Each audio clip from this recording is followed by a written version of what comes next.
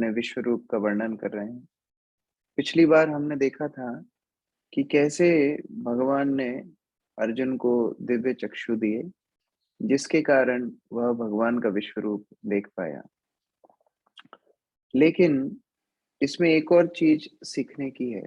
इसमें आचार्य लोग एक और बात बताते हैं, बहुत महत्वपूर्ण। देखिए, अर्जुन भगवान के शुद्ध भक्त थे और शुद्ध भक्ति नहीं थे, भगवान के बहुत प्रिय सखा भी थे।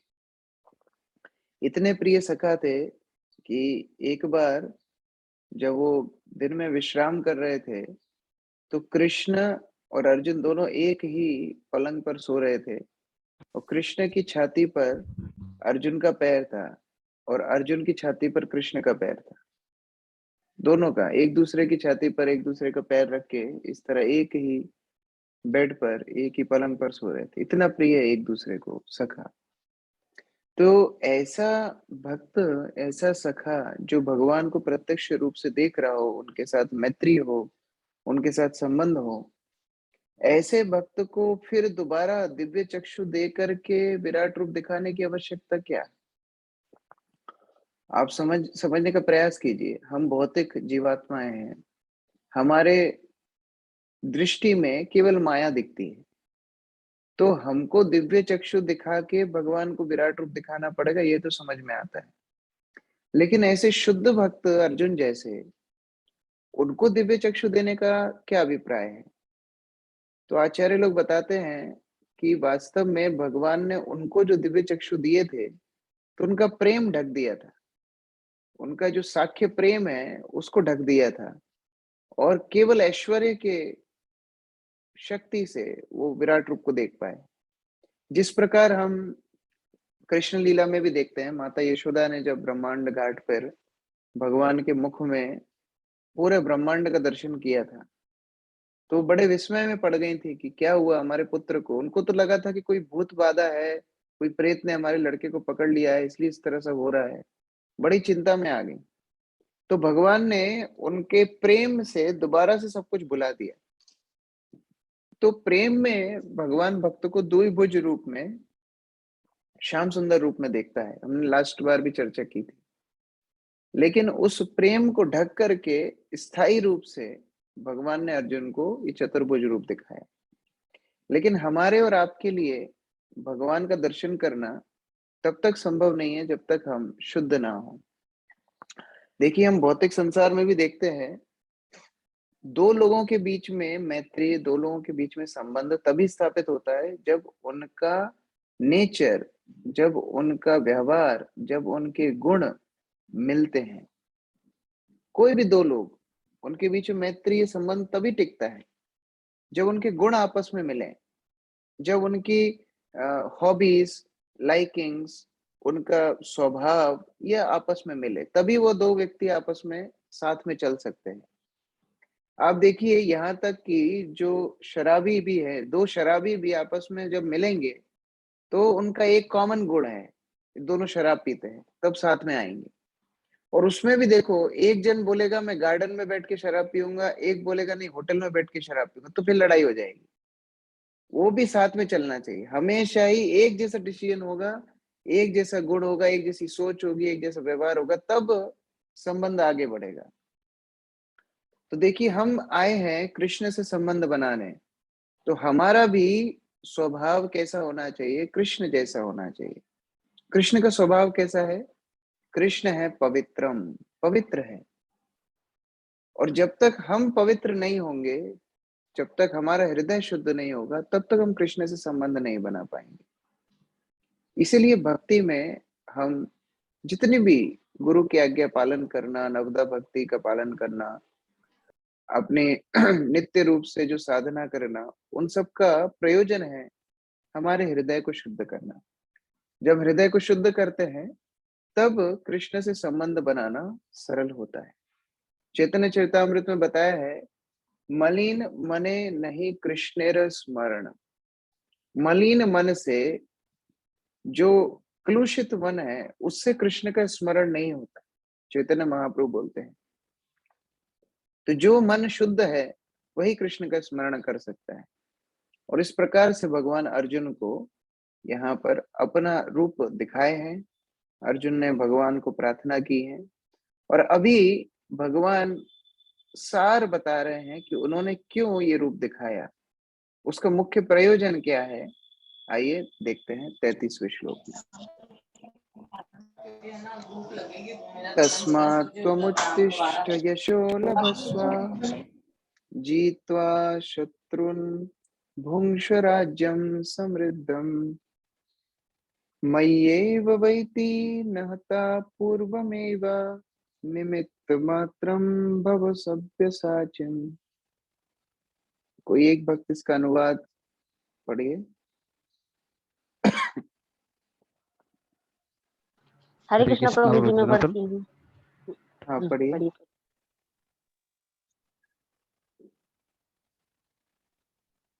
पढ़िए, कोई भी एक भक्त हरे पढ़िए। कृष्ण बोलिए। अतः उठो, लड़ने के लिए तैयार हो और यश अर्जित करो, अपने शत्रुओं को जीत कर संपन्न राज्य का भोग करो। ये सब मेरे द्वारा पहले ही मारे जा चुके हैं, और हे सव्यसाची, तुम तो युद्ध में केवल निमित्त मात्र हो सकते हो। हरे कृष्णा प्रभु। तो भगवान ने अपना प्रथम जो विश्व रूप दिखाया, उसमें अर्जुन ने देखा कि किस प्रकार सारे कौरव, सारे सेना सब भगवान के मुख में जा रहे हैं और कालोस्मी, काल के रूप में भगवान सामने खड़े हैं, जो सबकी मृत्यु के समान, मृत्यु के रूप से सबको अपने मुख में प्रवेश करा रहे हैं।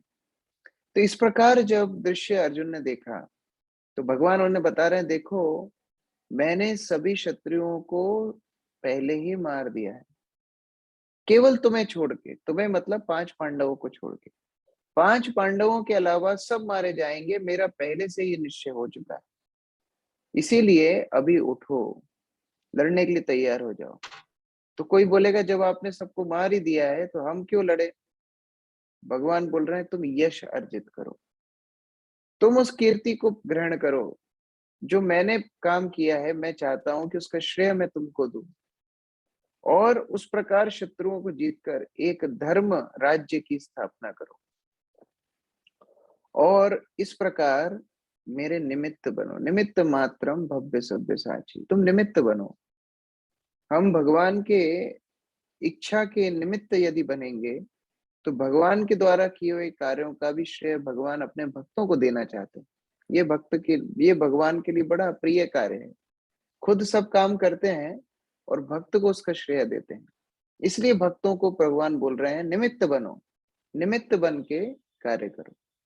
तात्पर्य पढ़िए। हरे कृष्ण प्रभु जी, दंडवत प्रणाम। मैं पढ़ूं प्रभु जी? हाँ माता जी पढ़िए।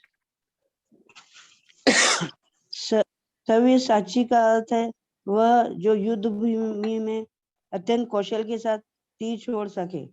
इस प्रकार अर्जुन को एक पटु योद्धा के रूप में संबोधित किया गया है, जो अपने शत्रुओं को तीर से मारकर मौत के घाट उतार सकता है। निमित्त मात्रम, केवल कारण मात्र, ये शब्द भी अत्यंत महत्वपूर्ण है। संसार भगवान की इच्छा अनुसार गतिमान है। अल्पज्ञ पुरुष सोचते हैं कि यह प्रकृति बिना किसी योजना के गतिशील है और सारी सृष्टि आकस्मिक है। ऐसे अनेक तथाकथित विज्ञानी हैं जो यह सुझाव रखते हैं कि संभवतः ऐसा था या ऐसा हो सकता है, किंतु इस प्रकार के शायद या हो सकता है का प्रश्न ही नहीं उठता। प्रकृति द्वारा विशेष योजना संचालित की जा रही है। यह योजना क्या है? यह विराट जगत बद्ध जीवों के लिए भगवान के धाम वापस जाने के लिए सुअवसर, सुयोग है। जब तक उनकी प्रवृत्ति प्रकृति के ऊपर प्रभुत्व स्थापित करने की रहती है, तब तक वे बद्ध रहते हैं। किंतु जो कोई भी परमेश्वर की इस योजना इच्छा को समझ लेता है और कृष्ण भावनामृत का अनुशीलन करता है, वह परम बुद्धिमान है। दृश्य जगत की उत्पत्ति तथा उसका संहार ईश्वर की परम अध्यक्षता में होता है। इस प्रकार कुरुक्षेत्र का युद्ध ईश्वर की योजना के अनुसार लड़ा गया। अर्जुन युद्ध करने से मना कर रहा था, किंतु उसे बताया गया कि परमेश्वर की इच्छा अनुसार उसे लड़ना होगा, तभी वह सुख होगा। यदि कोई कृष्ण भावनामृत से पूरित हो और उसका जीवन भगवान की दिव्य सेवा में अर्पित हो, तो समझो कि वह कृतार्थ है। हरे कृष्णा प्रभु जी। हरे कृष्ण। तो यहाँ पर बहुत सुंदर ढंग से प्रभुपाद ने हमको सरल रूप से बताया कि निमित्त होने का अर्थ क्या है। देखिए, सारे कार्य तो भगवान की इच्छा से होते हैं, है ना। एक बार देवताओं को घमंड हो गया कि हम तो सारा कार्य करते हैं, है ना। वायु हम चलाते हैं, जल हम देते हैं, सूर्य हम टाइम पर सूर्य उगता है तब सब कुछ चराचर जीव अपना अपना कार्य करते हैं। तो भगवान क्या करते हैं? सब कार्य तो हम कर रहे हैं। तो उसी समय नारद मुनि का आना होता है।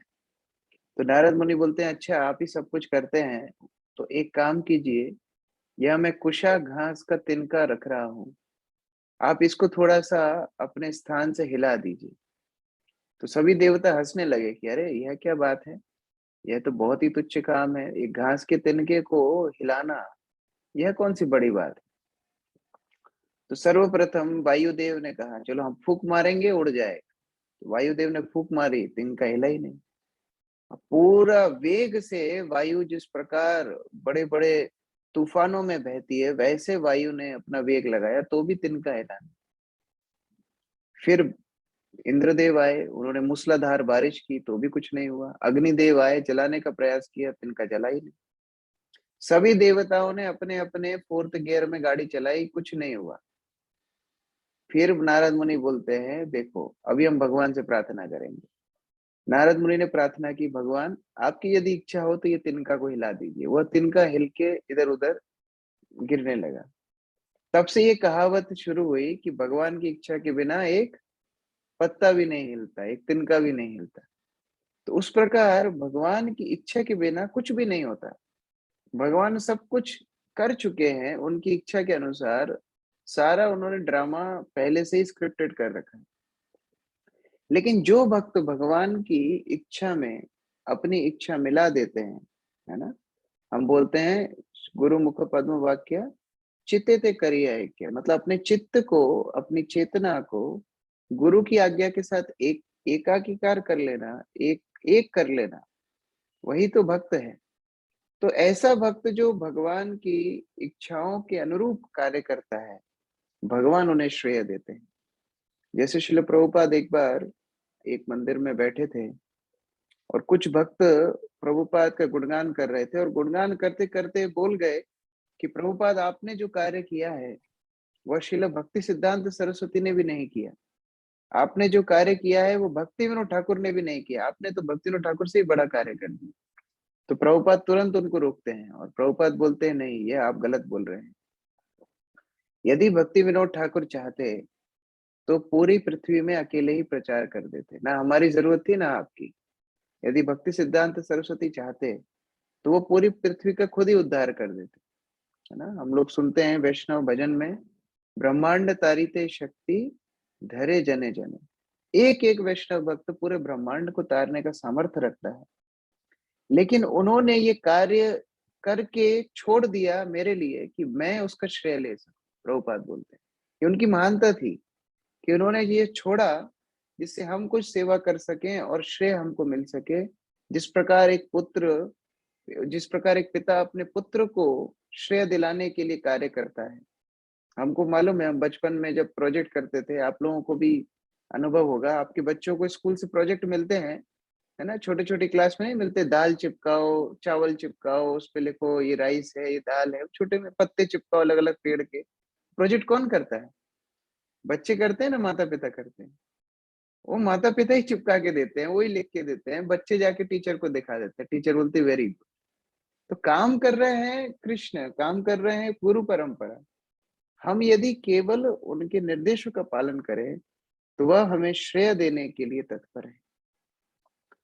जब आप लोगों ने कई बार रस्सी खींचने का, वो जो हम लोग इंग्लिश में बोलते हैं टग ऑफ वार, हिंदी में क्या बोलते हैं? दो एक रस्सी होती है, दोनों साइड टीम खींचती है, उसको हिंदी में क्या बोलते हैं? रस्सा खींच प्रतियोगिता, रस्सा खींच ही बोलते हैं। रस्सा खींच रस्सा प्रतियोगिता, रस्सा कसी। रस्सा रस्सा कसी। हाँ, तो उस गेम में मानो एक तरफ है सुमो पहलवान 200 किलो का भारी, और दूसरी तरफ है एक टीटड़ा सा पतला सा व्यक्ति, और आपको बोला जाए आप चुनाव कीजिए किस टीम में आप होंगे, तो कहाँ जाएंगे? किस टीम में जाएंगे? पहली में, दूसरी में? पहली में पहली में जो आपको मोटा पता है पहला झटका जो देगा ये टीटड़ा आदमी उड़ के किधर जाएगा मालूम नहीं। तो इसलिए जो पता है कि यत्र योगेश्वरो कृष्णा यत्र पार्थो धनुर्धरा तत्र श्रीर विजयो, विजय कहाँ होनी है, जहाँ कृष्ण है वहीं विजय होनी है। तो जब हमें पता है कि माया अंधकार है, कृष्ण सूर्य है, तो किसकी टीम में हमें होना चाहिए? हमें कृष्ण की टीम में होना चाहिए। और वही यहाँ पर बता रहे हैं कि आप एक निमित्त बन जाइए। देखिए एक बार कृष्ण और अर्जुन दोनों एक उद्यान में खड़े थे और कृष्ण अर्जुन से बोलते हैं, अर्जुन देखो वो ऊपर क्या उड़ रहा है, वो चिड़िया है ना? अर्जुन बोलता है हाँ चिड़िया ही है लग रहा है। तो फिर थोड़ी देर बाद कृष्ण बोलते हैं, अर्जुन ठीक से देखो चिड़िया नहीं है शायद। अर्जुन बोला मेरा शायद चश्मे का नंबर बढ़ गया, मुझे दिख नहीं रहा है, चिड़िया है क्या है समझ में नहीं आ रहा है।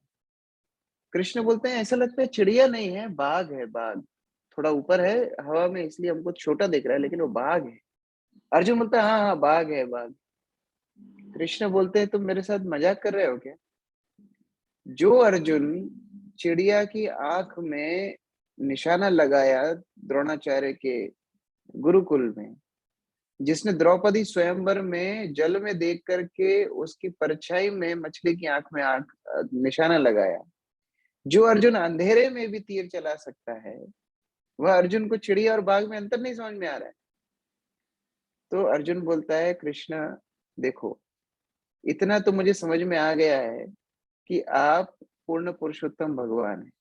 आप कब चिड़िया को बाघ बना देंगे, बाघ को चिड़िया बना देंगे, मैं रिस्क काय को लूं? आप जो बोलेंगे वही बात मैं बोलूंगा। आप चिड़िया बोलेंगे तो चिड़िया, बाघ बोलेंगे तो बाघ। कभी मैं चिड़िया बोलूं आप बाघ बना दो तो मेरा तो पोपट हो जाएगा। तो उस प्रकार से भक्त क्या एक ही मतलब है, भगवान क्या चाहते हैं, गुरु कृष्ण क्या चाहते हैं वही भक्त करता है। उसको बोलते हैं निमित्त बनना, उसको बोलते हैं उनकी इच्छा के अनुरूप कार्य करना। देखिए यहाँ प्रभुपाद तात्पर्य में वैज्ञानिकों के बारे में बता रहे हैं, जो भौतिक वैज्ञानिक है वो क्या बोलते हैं, शायद ऐसा होगा शायद वैसा होगा। उसमें समस्या क्या है, उन लोगों को प्रमाणित ज्ञान नहीं है और लोग उन्हें ज्ञानवान पुरुष के रूप से देखते हैं, उनको फॉलो करते हैं। इससे क्या होता है, लोगों का विश्वास हर वस्तु से उठ जाता है, क्योंकि इतने सारे वैज्ञानिक आए, अलग अलग थ्योरी दी और बाद में उनकी थ्योरी फेल हो जाती है, दूसरा वैज्ञानिक नई थ्योरी ले आता है। तो उसी संदर्भ में लोग सोचते हैं कि सारा ही ज्ञान ऐसा है जिसमें त्रुटि है, तो वो गीता को भी ऐसे ही त्रुटिपूर्ण ज्ञान समझने लगते हैं। दूसरे हैं मायावादी। मायावादी लोग बोलते हैं भगवान निराकार है, आपको अपनी इंद्रियों पे संयम रखना पड़ेगा, आपको सारा संसार छोड़ के वैरागी बनना पड़ेगा और निराकार पे आपको घंटों दिनों महीनों ध्यान लगाना पड़ेगा। तो जो जन सामान्य है वह इनकी बातें सुन के यह सोचता है कि भाई हमसे नहीं हो पाएगा, ये हमारे हमारे काम बस का काम ही नहीं है। तो मायावादियों की बात सुन के उनके बताए हुए मार्ग को देख के लोग और नास्तिक बन जाते हैं। ये प्रभुपाद अपने तात्पर्य में लिखते हैं कि मायावादियों के प्रचार में समस्या क्या है कि लोग इतना कठिन मार्ग देखकर और डर जाते हैं, वो सोचते हैं कि इसलिए आध्यात्मिक जीवन हमारे लिए है ही नहीं, इससे अच्छा तो अपना जीवन चलाओ, बढ़िया धन अर्जन करो और अपना परिवार का पालन पोषण करो, खुश रहो। तो इसीलिए हम लोगों को बहुत सतर्कता से ग्रहण करना है कि हम कर क्या रहे हैं, क्योंकि हमारी हर क्रिया दूसरों को प्रभावित करती है। यहाँ वैज्ञानिकों का उदाहरण दिया है, मायावादियों का उदाहरण दिया है। उनके प्रचार प्रसार से भगवान की भक्ति में लोग नहीं जुड़ते। जैसे एक बार एक संत थे भारतवर्ष के, बाबा भारती, बड़े ही पहुंचे हुए संत थे और बाबा भारती के पास एक घोड़ा था। उस घोड़े पे बैठ के इधर उधर जाते, अलग अलग स्थानों पे प्रचार करने सेवा करने जाया करते थे। तो ये बाबा भारती एक दिन अपने घोड़े पे जा रहे थे और वहीं पर एक दस्यु, एक डाकू था, खड़क सिंह। आपने बचपन में सुना होगा, खड़क सिंह के खड़कने से खड़कती हैं खिड़कियां, तो हम लोग बचपन में बड़ा बोलते थे। तो ये खड़क सिंह डाकू था और ये बाबा भारती को बोलता है कि ये घोड़ा मुझे दे दो। बाबा भारती बोलते, भाई मैं बाबा साधु हूँ, इधर उधर जाता हूँ घोड़े से, तुमको क्या समस्या है? तो खड़क सिंह बोलता है, एक दिन आपका घोड़ा लेके जाऊंगा अवश्य। अब उस दिन से ये बाबा भारती को बड़ी चिंता हो जाती है, ये खड़क सिंह तो चेतावनी दे के गया है, घोड़ा ले जाएगा एक दिन। तो बड़े चिंता में रहते, दिन रात सोचते कि अरे घोड़ा चला जाएगा। रात में भी बड़ा पास में बांध के सोते थे। कई दिन निकल गए, तो बाबा भारती भी धीरे धीरे भूल गए, थोड़ा सा रिलैक्स हो गए। अभी एक दिन बाबा भारती जब जा रहे थे, तो रास्ते में एक व्यक्ति कंबल ओढ़ा हुआ कपकपा रहा था और चित्कार कर रहा था कि मैं बड़ा बीमार हूँ, मुझे वैद्य के पास जाना है, मैं चल नहीं पा रहा हूँ, मेरी कोई मदद करे। तो बाबा भारती ने देखा ये व्यक्ति बड़ा परेशान है, बेचारा कंबल ओढ़ा हुआ है, ठंड में ठिठुर रहा है, इसको हमें मदद करना चाहिए। तो बाबा भारती ने उसको बोला, ठीक है आप मेरे घोड़े पे बैठ जाओ। जब उसको घोड़े पे बिठाया, उसने अपना कंबल हटाया, वो खड़क सिंह था। उसने बाबा भारती को धक्का देके नीचे उतार दिया और घोड़ा ले जाने लगा। तो बाबा भारती पीछे से आवाज लगाते, खड़क सिंह सुनो सुनो, घोड़ा ले जाओ, एक बात सुनो, केवल एक बात सुनो। खड़क सिंह बोलता है, क्या? बोलता है, बाबा भारती बोलते हैं कि जिस तरह तुमने मुझसे घोड़ा छुड़ाया है, ये जो टेक्निक तुमने लगाई है, ये किसी को मत बोलना। तुम बोलना कि तुमने मुझसे डरा के तुमने घोड़ा ले लिया, ये नहीं बोलना कि तुम एक रोगी के रूप में, एक आर्त के रूप में मेरे सामने आए थे और तुमने धोखे से छुड़ाया। तो खड़क सिंह बोला, क्यों, ऐसा क्यों? बोले, ऐसा करने से कोई भी व्यक्ति आगे जाके गरीबों की, रोगियों की मदद करने से डरेगा। तो तुम्हारी क्रिया के कारण आगे जाके लोग हर रोगी को, हर दरिद्र को, हर पीड़ित को शक की नजर से देखेंगे कि कहीं ये डाकू तो नहीं, कहीं ये चोर तो नहीं, इसलिए यह बात किसी को नहीं बता। तो ये कहानी मैं क्यों सुना रहा हूँ कि जो साइंटिस्ट हैं, जो वैज्ञानिक हैं, जो मायावादी हैं, हम बोल सकते हैं अरे वो अपना काम कर रहे हैं, आप भक्ति करो, क्या समस्या है? समस्या है। समस्या यह है कि वह जो कार्य करते हैं उससे समाज प्रभावित होता है और वे भक्ति में नहीं आते। जब वे भक्ति में नहीं आएंगे तो वो जन्म जन्मांतर इसी भौतिक संसार में सड़ते रहेंगे और त्रिताप उनको परेशान करते रहेंगे। तो ये सबसे बड़ी हिंसा होगी कि कृष्ण भावनामृत का प्रचार ना हो। इसलिए उन सब के बताए हुए मार्ग को छोड़ के हमें क्या करना है? कृष्ण के मार्ग पे चलना है, गुरु वैष्णव के मार्ग पे चलना है। इसलिए यहाँ पर भगवान बता रहे हैं, हे सब्यसाची। सब्यसाची का अर्थ है जो तीर चलाने में बड़ा निपुण हो, जो दोनों हाथों से तीर चला सकता। हम एक हाथ से तीर चलाते हैं ना, वो दोनों हाथों से दो धनुष पकड़ के तीर चला सकता है, वो अंधकार में तीर चला सकता है। ऐसा सब्यसाची जो इतना निपुण है, भगवान बोलते हैं तुम सब्यसाची हो, निपुण हो, सब ठीक है, लेकिन मेरी इच्छा के बिना तुम कुछ नहीं कर सकते। मिछे माया बद्ध जीव आशा पाशे फिरे, तब इच्छा बिना किछु करीते न पारे। मायाबद्ध जो जीवात्माएं हैं, बहुत प्लान बनाते हैं, बहुत आशाएं उनके अंदर हैं, लेकिन भगवान की इच्छा के बिना वो कुछ भी नहीं कर सकते हैं। तो सब्यसाची, तुम बहुत निपुण हो, तुम बहुत दक्ष हो, लेकिन मेरी इच्छा के बिना तुम कुछ नहीं कर सकते, इसलिए निमित्त बन जाओ और मैं तुम्हारे द्वारा बहुत बड़े बड़े कार्य कराऊंगा। हमें केवल भगवान का निमित्त बनना है। भगवान हमारे द्वारा क्या कराएंगे हम कल्पना भी नहीं कर सकते।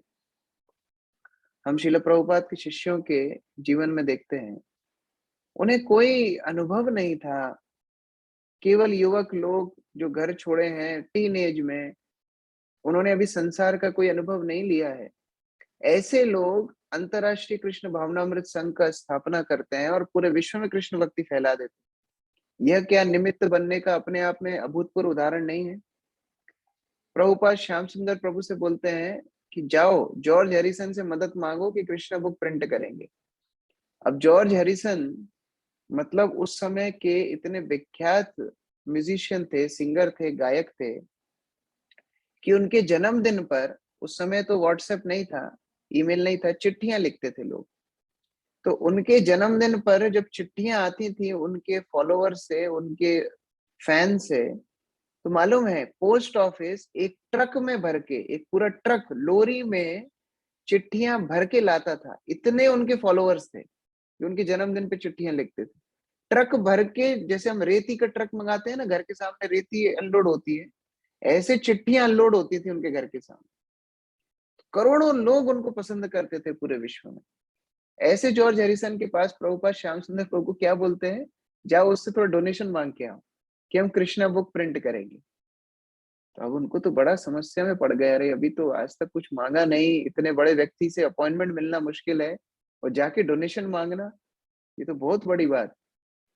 तो किसी प्रकार से पहुंच गए, अपॉइंटमेंट मिल गया। जॉर्ज हैरिसन पूछे क्या आपको क्या बात करनी है, और उन्होंने प्रभुपाद के निर्देश को एज इट इज फॉलो करके बोल दिया कि हमको इस प्रकार कृष्णा बुक प्रिंट करने के लिए थोड़ी सहायता चाहिए। और उसी समय बिजली चली गई। ऐसा कुछ हुआ कि उसी समय बिजली चली गई। तो जॉर्ज हैरिसन को लगा कि ये कृष्ण की इच्छा ही है, मुझे सोचना नहीं चाहिए और मदद कर देना चाहिए। तो उनके डोनेशन से प्रथम बार कृष्ण बुक प्रिंट हुई। आज भी आप कृष्ण बुक जब खोल के पढ़ेंगे तो शुरुआत में जॉर्ज हैरिसन का लिखा हुआ एक सुंदर सा आर्टिकल है, जिसमें वह बोलते हैं कि कैसे सब कोई कृष्ण की ही तलाश में है, उन्हीं की खोज में है, लेकिन उन्हें पता नहीं वो कृष्ण को ढूंढ रहे हैं। तो कैसे भगवान निमित्त बनाते हैं, गुरु निमित्त बनाते हैं, हमें केवल उनकी आज्ञा को पालन करना। एक और पुस्तक, एक तो कृष्णा बुक प्रभुपाद की फेमस है और एक है भगवत गीता। यही दो बुक तो हम सबसे ज्यादा वितरण करते हैं। तो भगवत गीता भी कैसे प्रिंट हुई, ऐसे ही प्रिंट हुई। प्रभुपाद ने ब्रह्मानंद प्रभु को बोला न्यूयॉर्क में, जब हमारा आंदोलन बहुत नया नया था, ब्रह्मानंद प्रभु को प्रभुपाद ने बोला कि आप जाइए मैकमिलन कंपनी में। मैकमिलन कंपनी मतलब बहुत प्रेस्टिजियस कंपनी है, आप में से बहुत लोगों ने नाम सुना होगा। तो मैकमिलन कंपनी से आप अनुरोध कीजिए कि हमारी गीता को प्रकाशित करें। अब ब्रह्मानंद प्रभु कुछ सोच रहे, ये मैकमिलन के ऑफिस में मेरे को कोई घुसने नहीं देगा, ये इनको रिक्वेस्ट करना कि हमारी भगवत गीता प्रिंट कर दीजिए, असंभव कार्य है। फिर भी प्रभुपाद की निर्देश था, चले गए, जाकर के किसी प्रकार उनके ऑफिस में भी घुस गए और अलग अलग अफसरों को समझाने का प्रयास कर रहे थे कि आप ही पुस्तक को छापिए। किसी ने उनको भाव नहीं दिया। इतने में अंदर से एक व्यक्ति दौड़ता हुआ आया कि अरे किसी के पास भगवत गीता है क्या, हमको भगवत गीता प्रकाशित करना है। ब्रह्मानंद प्रभु बोले लो कर लो बात, बगल में छोरा शहर में ढिंढोरा, हम तो गीता लेके ही आए। तो ब्रह्मानंद प्रभु उनके पास गए, बोले देखो ये गीता है। बोले हम इतने सालों से सोच रहे थे कि मैकमिलन को एक गीता पब्लिश करना चाहिए और हमको मिल नहीं रही थी कि गीता कोई लेके आ जाए हम पब्लिश कर दें, और आप आज आ गए, हम ये गीता को प्रिंट करेंगे। तो प्रथम बार जो अमेरिका में प्रभुपाद की गीता प्रिंट हुई वो इस्कॉन से नहीं हुई, मैकमिलन कंपनी से प्रिंट हुई, और इसका श्रेय ब्रह्मानंद प्रभु को प्रभुपाद ने दिया। तो इस प्रकार से हम समझ सकते हैं, अगर हम निमित्त बने, हम भगवान के अनुयायी बनने का, हम भगवान की इच्छा को पालन करने का प्रयास करें, तो भगवान हमारे द्वारा बहुत कुछ करा सकते हैं। निमित्त बनना मतलब जैसे ये मेरे हाथ में पेन है ना, ये पेन का कार्य क्या है, मैं जैसा लिखना चाहूंगा वैसा ये पेन लिखता जाएगा, है ना, यह होता है निमित्त। मान लो मैंने पेन हाथ में पकड़ा और अपने आप ही पेन चलने लगे। मैं ए लिखना चाह रहा हूं, पेन जेड लिख दे। मैं बी लिखना चाह रहा हूं, पेन ओ लिख दे। तो मैं पेन को इस्तेमाल करूंगा, मैं इस पेन को हटा दूंगा। उसी प्रकार निमित्त बनने का मतलब क्या है, जैसा गुरु और कृष्ण चाहते हैं वैसा हम करें। अगर गुरु कृष्ण चाहते हैं कुछ और, हम कर रहे हैं कुछ और, इसका मतलब हम निमित्त नहीं है, एक दिन हम साइड हो जाएंगे। लेकिन अगर वास्तविकता में भक्ति का लाभ उठाना चाहते हैं तो गुरु कृष्ण की आज्ञा को यथारूप पालन करने का प्रयास करना चाहिए, और ऐसे भक्त को भगवान श्रेय देते हैं, बड़े बड़े कार्य उसके द्वारा सिद्ध कराते हैं। तो उस प्रकार से भगवान यहाँ पर शिक्षा दे रहे हैं कि एक अर्जुन निमित्त बनो। तो ठीक है, अभी मीटिंग खत्म होने वाली है, तो किसी का कोई प्रश्न है तो रिज्वाइन कर सकते हैं। मैं तो आप लोगों से बहुत बार अनुरोध किया है कि आप लोग एक सीतानाथ प्रभु को एक मीटिंग सब्सक्राइब कीजिए। महीने में 700-800 रुपए का खर्चा आता है। यहाँ 50 भक्त हैं, 10-10 रुपए भी मिलाएंगे तो इस तरह मीटिंग रुकेगा नहीं बीच में, है ना। तो एक भक्त कोई इसमें है तो पूछिए प्रभु जी।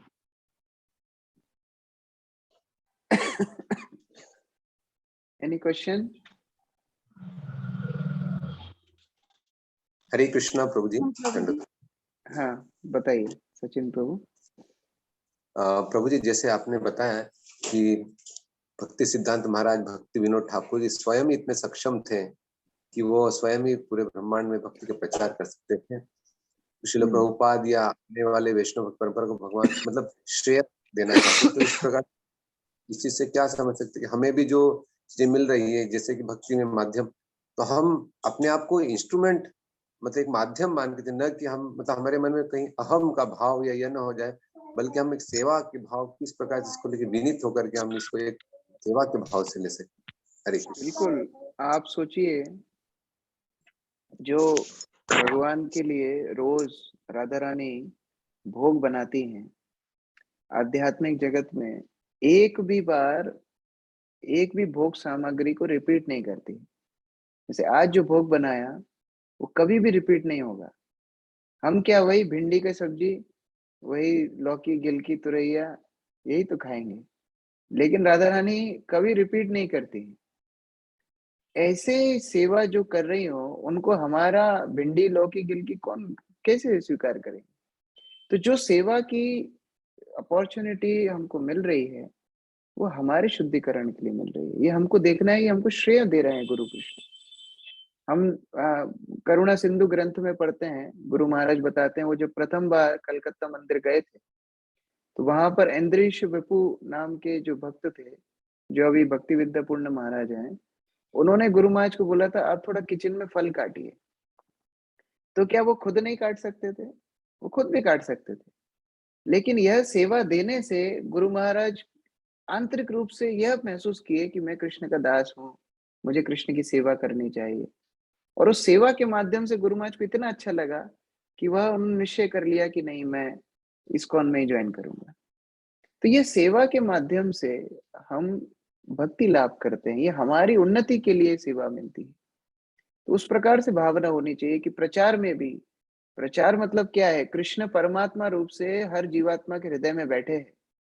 यदि परमात्मा सब जीवात्माओं को सिग्नल दे दें कि सब भक्त बन जाओ, तो 1 सेकंड के अंदर पूरी पृथ्वी भक्त बन जाएगी, उसमें समय नहीं लगेगा। लेकिन हमारे लिए यह कार्य छोड़ा है कि हम जब जाएं, गीता दें, भागवत दें, दूसरों को समझाएं, तो ये हमारा शुद्धिकरण होगा और यह श्रेय भगवान हमको देंगे कि ठीक है, सचिन प्रभु ने इतने भक्त बनाए। वास्तव में हमारी क्षमता क्या है भक्त बनाने की? तो उस तरह हर सेवा को, हर प्रचार को, हर जिस भी हमारे को जो सुविधाएं मिल रही है उनको उसी प्रकार से लेना है कि यह वास्तव में कृष्ण का आयोजन है, कि वह हमें निमित्त बना रहे हैं। और यदि हम यथारूप से इसका पालन करेंगे तो कृष्ण हमारे द्वारा असंभव भी संभव करा देंगे। उस प्रकार से विश्वास, कृष्ण के ऊपर विश्वास रखना चाहिए। ठीक है? यस, थैंक यू प्रभु जी। हरे कृष्ण। हरे कृष्ण। दीपिका माता जी। हरे कृष्ण प्रभु जी, दंडवत प्रणाम। जैसा प्रभु जी आपने बताया है कि हर कार्य के पीछे भगवान ही कारण होते हैं, भगवान ही निमित्त, यानी कि हमको निमित्त बना के कार्य करते हैं।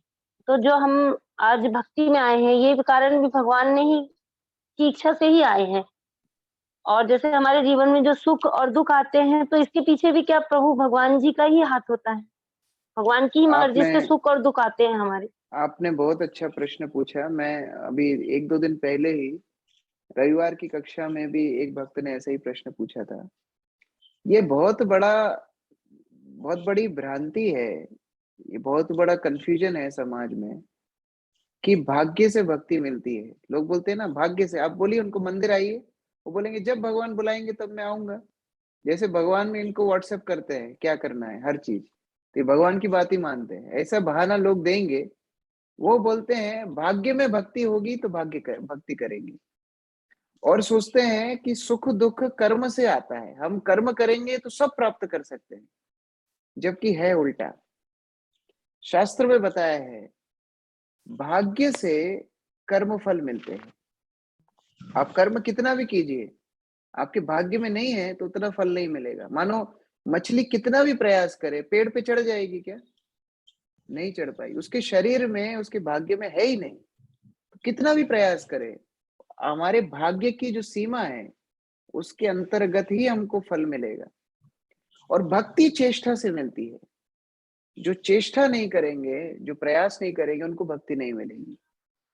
गुरु कृष्ण उनके ऊपर कृपा करते हैं जो प्रयत्न करते हैं। हम शास्त्र नहीं पढ़ेंगे, हम जप नहीं करेंगे, हम मंदिर नहीं आएंगे, हम कथा नहीं सुनेंगे, अपने आप भक्ति हो जाएगी? कभी नहीं होगी। जो जितनी चेष्टा करेगा उसको उतनी भक्ति मिलेगी। ध्रुव ने चेष्टा की, इतनी चेष्टा की, 6 महीने के अंदर भगवान मिले नहीं मिले? प्रहलाद को भगवान मिले नहीं मिले? तो जो चेष्टा करेगा उसको भगवान जरूर मिलेंगे, इसके अनगिनत उदाहरण है। लेकिन भाग्य से भोग मिलता है और चेष्टा से भक्ति मिलती है, यह हमको समझना है। समाज उल्टा सोचता है कि भाग्य से भक्ति मिलती है और कर्म से भोग मिलता है, गलत। तो इस प्रकार से भक्ति में प्रयत्नशील होना चाहिए। हम किसी को दोष नहीं दे सकते कि अरे वह भक्त ने हमारे ऊपर कृपा नहीं की इसलिए हम भक्ति में आगे नहीं बढ़े, भगवान ने हमको बुलाया नहीं इसलिए हम भक्ति में आगे नहीं बढ़ पाए। दूसरों को हम दोष नहीं दे सकते।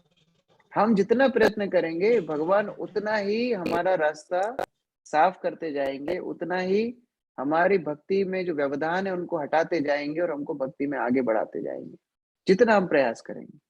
इसलिए चेष्टा से भक्ति मिलती है और उस प्रकार से हम भागवत में भी देखते हैं, तीव्रेन भक्ति योगेन, तीव्रता से भक्ति का पालन यदि करेंगे तो भगवान अवश्य कृपा करते हैं, भक्ति में आगे बढ़ने का सामर्थ्य देते हैं। ठीक है, सीता माता जी। थैंक यू प्रभु जी। हरे हरे कृष्ण प्रभु जी, दंडवत प्रणाम, सभी को दंडवत धन्यवाद। प्रणाम।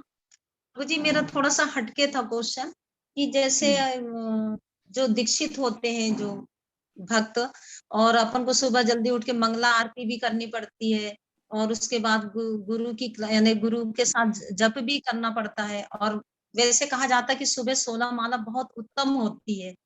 तो मंगला आरती जो हम करते हैं प्रभु जी, तो उसमें क्या ये पूरे जो रहता है आरती करने का, फूल है आपके, शंख है, ये सब के थ्रू ये करना बहुत जरूरी रहता प्रभु जी मंगल आरती में, क्योंकि जप भी करना है गुरु महाराज के साथ।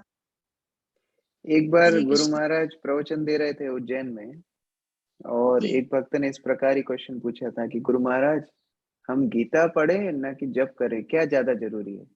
गुरु महाराज बोले दोनों दोनों जरूरी है। तो धीरे धीरे उस प्रकार का अभ्यास रखिए, भगवान मदद करते हैं। हम प्रयास करेंगे ना, भगवान मदद करेंगे। आरती भी करना है क्योंकि ग्रस्त लोगों के लिए विग्रह आरती करना अनिवार्य है। उससे हम लोग, विग्रह पूजा ग्रस्त लोगों के लिए क्यों जरूरी है कि हमारा बहुत आसक्ति होता है पत्नी से, पिता से, माता से, बच्चों से। यह आसक्तियों का खंडन करने के लिए विग्रह पूजा आवश्यक है, जिससे हम विग्रहों के प्रति आसक्त हो जाएं। सेवा करते करते तो आसक्ति होती है, इसलिए विग्रह पूजा गृहस्थ लोगों के लिए बहुत अनिवार्य है। प्रभुपाद के समय में गृहस्थ लोग ही सारी विग्रहों की पूजा मंदिर में करते थे और ब्रह्मचारी और सन्यासी प्रचार करते थे। अभी उल्टा हो गया, गृहस्थ लोग तो सब घर में रहते हैं, तो बेचारे ब्रह्मचारियों को मंदिर में सब विग्रह पूजा करनी पड़ती है। प्रभुपाद के समय ऐसा नहीं था, तो इसलिए अब ठीक है, कम से कम घर में करना चाहिए, घर में प्रयास करें। और बाद में जब आपको भगवान आयोजन दे, उज्जैन शिफ्ट हो जाना और इधर राधा मदन मोहन की कुकिंग, फ्लावर सेवा, फूल बनाना, ये सब आप बाद में कर सकती हैं। तो इस प्रकार हरि विग्रह पूजा बोल। ग्रस्तों के लिए बहुत जरूरी है। तो ये तो करना ही है, उसके साथ 16 माला भी करनी है। और देखिए भगवान प्रभु इसी अध्याय में थोड़ा 1-2 श्लोक पहले बताएं, कालोस्मी, भगवान काल है, भगवान समय है। तो आप यदि गंभीर रहेंगे भक्ति में ना, भगवान समय प्रदान करेंगे, भगवान आपको समय देंगे किस प्रकार भक्ति में आगे बढ़ना है। तो उस प्रकार भगवान से गंभीरता पूर्वक प्रार्थना करना है और दोनों ही करना है, सुबह उठ के मंगला आरती भी करना है और 16 माला जप भी करना है। ठीक है, 4 बजे, 3:30 बजे के बाद भी यानी माला 16 नहीं हो पा रही, क्योंकि क्लास भी अटेंड करनी पड़ती है। ठीक 7 है, बजे। जितनी माला बचेंगी वो क्लास के बाद कीजिए। जी प्रभु जी, धन्यवाद। हरे कृष्ण। हरे कृष्ण। और कोई? समय बहुत हो गया, 8-10 हो गए। ठीक है, हरे कृष्ण प्रभु जी। प्रभु जी, कौन? हाँ बताइए। उपदेश अमृत। हरे कृष्ण प्रभु जी। प्रभु जी, हाँ बताइए। बुधवार और गुरुवार को उपदेश अमृत रात को 8 बजे रहती, तो हम लगाए तो वो चालू नहीं हुई प्रभु जी, अभी क्लास नहीं है क्या? पिछले पिछले सप्ताह हम लोग वृंदावन गए थे तो इसलिए वो 2 दिन नहीं हो पाई। इस हफ्ते फिर से करेंगे कल से। जी ठीक है। थैंक यू प्रभु जी। ईश्वरी गांधर्विका माता जी।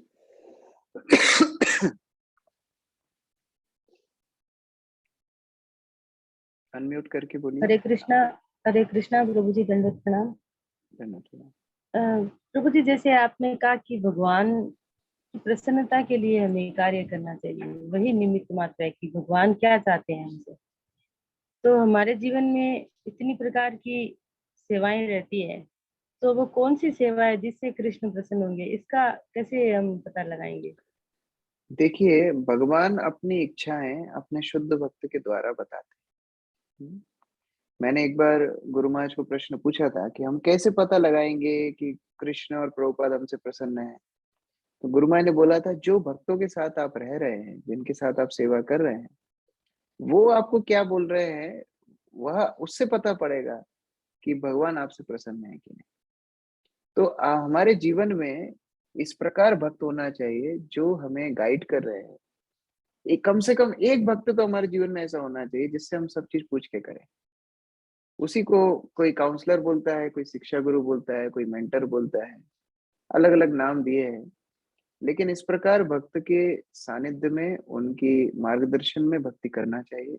उनसे हम पूछें कि प्रभु जी देखिए, इतनी सारी सेवा है, कौन सी हमको करना है। इतने सारे शास्त्र हैं, कौन सा हमको पढ़ना है। इतने सारे व्रत हैं, कौन सा हमको करना है। यह महाजनों ये न गता सपंत, महाजनों को पूछना चाहिए।